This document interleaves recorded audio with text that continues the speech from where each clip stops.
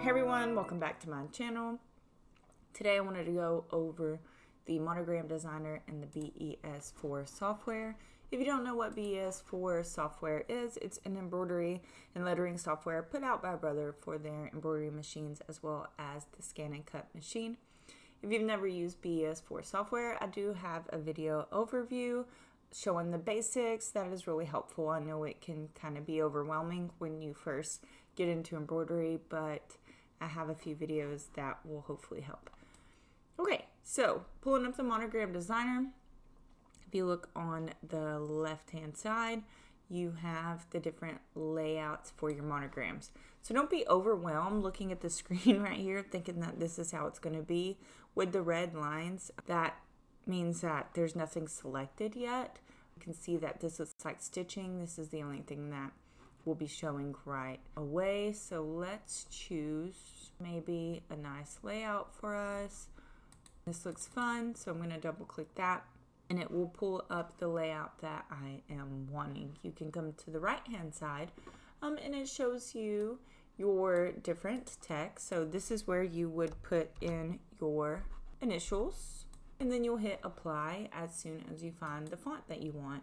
You have all your different font options here. I'm just going to choose a cute one, and then you have your size options here. Maybe you know you want it 1.5 inches, depending on where you're putting it. Now, Monogram Designer allows you to kind of take your monograms to the next level. So right now we have a typical monogram layout, but we can come in and add some really cute details to it depending on what kind of look that we're going for. Say that I'm a teacher, maybe I can select and add some fun little things, maybe an apple, maybe some cute little hands. Now this is just showing you the gist of it. Once you have it pulled back up in BES4 main layout, then you can go and change up the colors or the sizes or delete anything that you don't want. So say maybe this is too much, like it's looking a little overcrowded. I can go back and hit none here and then select my apple, choose none here. Maybe I'm just wanting a nice cute frame to go with it. Like I want to spruce it up, but maybe not that much. So I'm gonna unselect the little decors button, which is all of my stars, and that will make them go away. And now I just have the frame. So if I wanted to add a frame, I select the frame and it pulls up all the different ones in here. Now don't worry about the colors because you can change the colors once you are in software itself. So you can scroll through here finding maybe a frame that you want to add to make it cutesy. Let's see, I'm liking this TV one. Let's go to the TV one just for fun. So, is that a TV or is it present? It looks like an old school TV, but I'm looking at it. It's a gift. Wow. Okay, let's unselect that one. I just aged myself for real, thinking that that was one of those. Did you think that? If you thought that, let me know.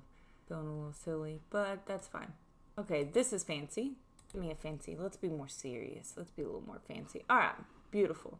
So once we have our monogram design how we want it, we will click OK and it will pull it back up in the regular software.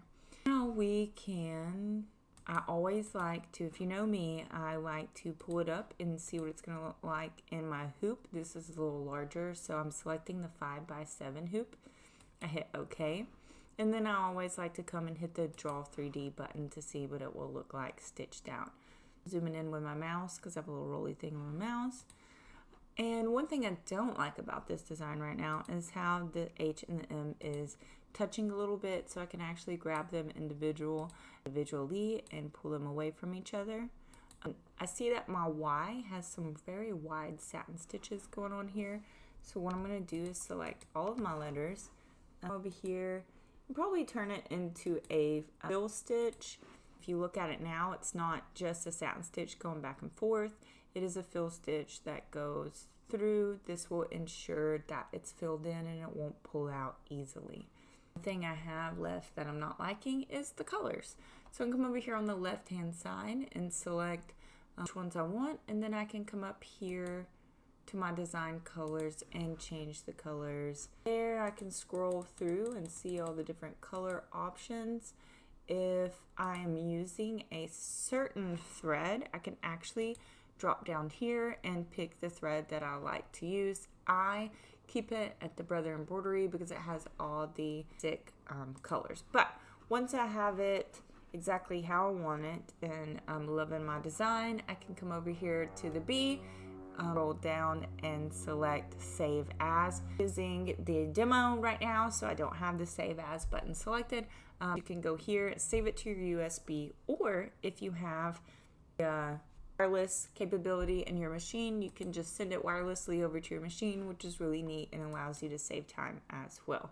But I hope this helps going over the Monogram Designer button. It is a fun feature in the program, kind of elevates your embroidery and allows you to get a little more creative with it. So if you have any questions, leave them in the comments. Let me know. I'd love to answer them for you. As always,